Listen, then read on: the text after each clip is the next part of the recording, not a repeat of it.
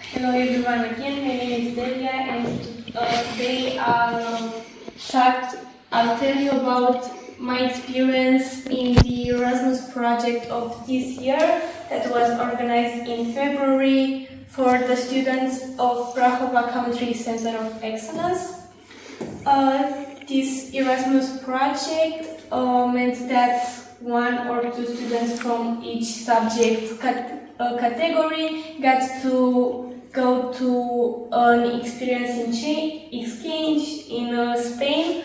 This was the accreditation of the project, and here is our team. So these were the students. This is me. I was the one that went from our English class, and the rest all were studying different subjects. The school we got to go to was named Juan the 23rd. There we got to go to various classes, so of course from science and humanities, where we spoke English constantly because we couldn't speak Spanish. Unfortunately, we didn't get to go to an actual English class, but we got to speak to an English teacher and had the opportunity to see how their methodology in school is different from ours.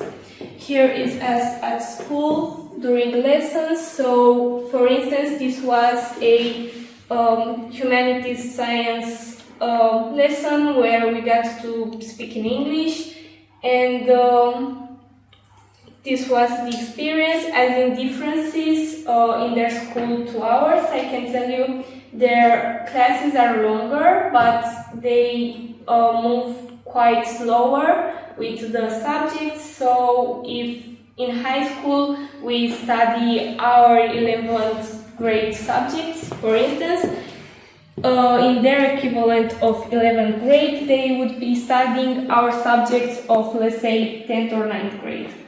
Also, they speak much more freely. Their teachers usually just ask questions, and one or two students get to answer without always raising their hand, and they do more practical work. So, for instance, they didn't write that much in their notebooks, but they had portfolios with a lot of projects. That was our experience with educational information, and these are some of the experience on the cultural side. First of all, this is us when we arrived. We arrived in Costa del Sol, but we had an accommodation in another city in Spain, and there we got to visit Seville. Seville is a historical country, it's very touristic, and it's the capital of Andalusia. Here is the center, and here is the old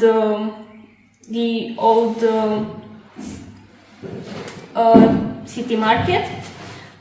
This is us in Alhambra. Alhambra is an old castle that is actually part of their UNESCO heritage, and also we got to go to the Science Museum. Everything was translated in English, and there you could read about the information, but also do experiments. And this was pretty much our experience in Spain. There we got to hold interactive lessons, so we assisted to their lessons in school, and we also got to teach them a little bit from each subject. And as in English, this would be part of what I chose to talk about. I chose vocabulary, and with the students there, we had some exercises and vocabulary lessons based on the diversity of the English language. If you have any questions about the project or anything related to what I have presented so far? I guess not, so I think we can move on to a lesson I prepared for our class. As I told you, I chose to concentrate on vocabulary, and today I propose you to work with me on some vocabulary enhancement exercises. So for the first one, we have some idioms and or phrasal verbs.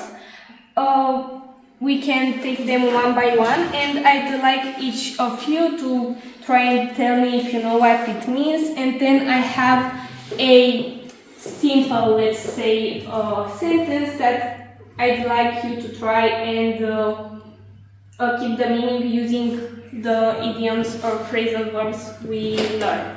So the first one is to burn the midnight oil. Does anyone know what that means?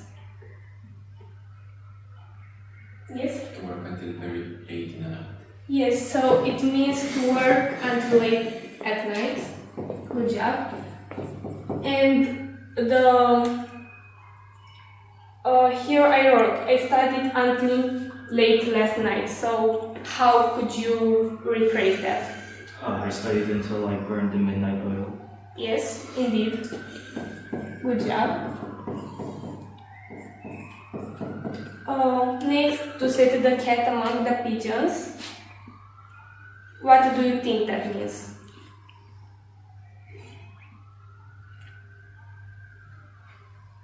Christian, do you know what? Do you? To say something that could be offensive or Yes, indeed. It means making a comment or saying something that is controversial.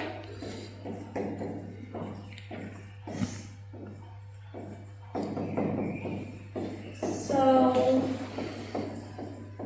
if I said your comment is so controversial, you could say your comments of the cat among the pigeons. Yes, indeed. Is everything clear so far? Okay. Moving on, I chose to pour over. It's a phrasal verb. What do you think that could mean? Yes? To spend a lot of your time doing something. That's a close definition. In fact, it means to analyze something in great detail. So, for instance, if I said he spends hours reading, how do you think you could rephrase that?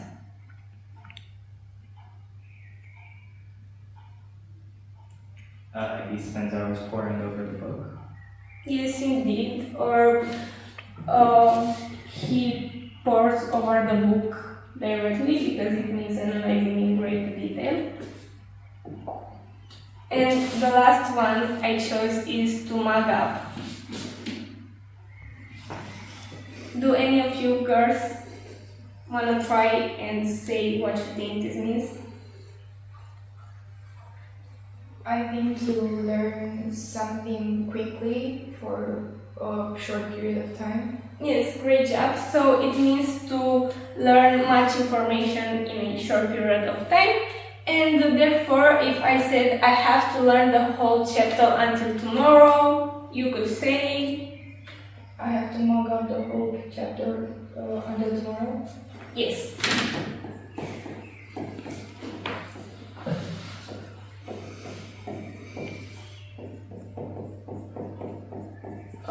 So this was the first exercise I had prepared. Were any of these idioms or phrasal verbs new to you? Okay, so which one was new? To me, the one to set the cat among the pigeons, that was new. Yeah, that was new for me too when I searched them up. And then, because as I said, our exchange program was in Spain, and there we talked about vocabulary. The main part I discovered when learning there was that a lot of words from English and words that maybe are a bit more advanced come from the Spanish language. So here I have 5 words that are in English and 5 words that are the origin of the word from Spanish. I'd like us to try and get the words one by one, try to figure out what their word of origin means and establish what their meaning is so you can use them in the future. So I'd like to start from the first one and each of you can try one word. So let's start with Sadie. Sabe. Yes. Actually in Spanish sabe is a verb, it means to know. So what do you think sabe could mean? To know something very well. Yes, but it isn't a verb, it is a noun. You are close. Sabe means knowledge in usually a practical manner. Okay, so then renegade. Renegado. Yes. And what do you think it could mean? It's also a noun, if that helps. A group. That's a good try. Renegade actually doesn't mean exactly what it sounds like. A renegade is usually someone that is against the methodology or beliefs of a group. So to make it more clear, an example would be that the renegade, so for instance I'm talking about the student and I'd say the renegade is against the teacher's work methodology. Is that clear? Or okay. Vigilante. Vigilante. Vigilante. Well, vigilante would be from vigilante, yeah.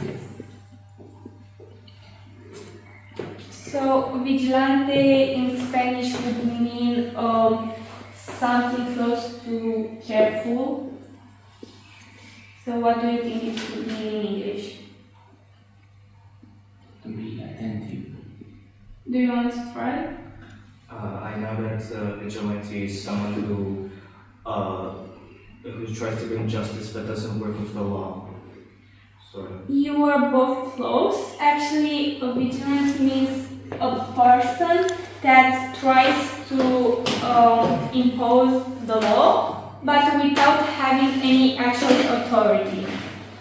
So, for instance, a classmate coming up to you and telling you to stay in your seat, you could call him a vigilant because he's trying to make you respect a rule, but he doesn't have any actual authority over you. The fourth word, keynote. Yes, it comes from Cayo. Cayo in Spanish actually means key, and keynote in English, do you all know what it means? It's an important summary, like a word that summarizes or a comment that summarizes something. Yes, you could say that. So to make it clear for everyone, keynote in any context, the keynote of a context is the main part, so the most important parts of whatever, of an event, of a text. And the last word would be bravado. Bravado, I think, is with bravado because also the last one that remained. And I think it means something spectacular. I don't know. Is something like that. So for instance, to make a bravado means to make a great deal from something that may not be as important as you try to make it. And these were it. Were any of the English words new to you?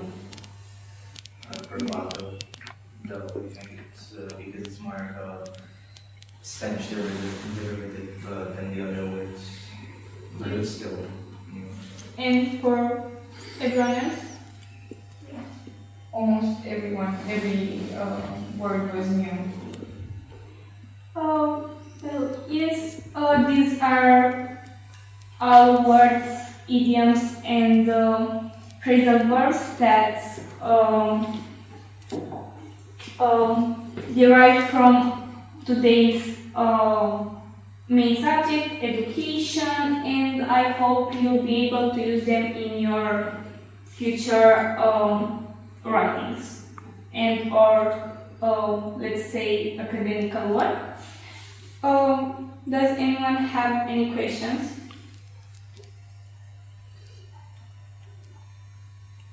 Okay, well, thank you. This was today's lesson. This is part of what I work on in the Erasmus project, and thank you for the attention. Thank you.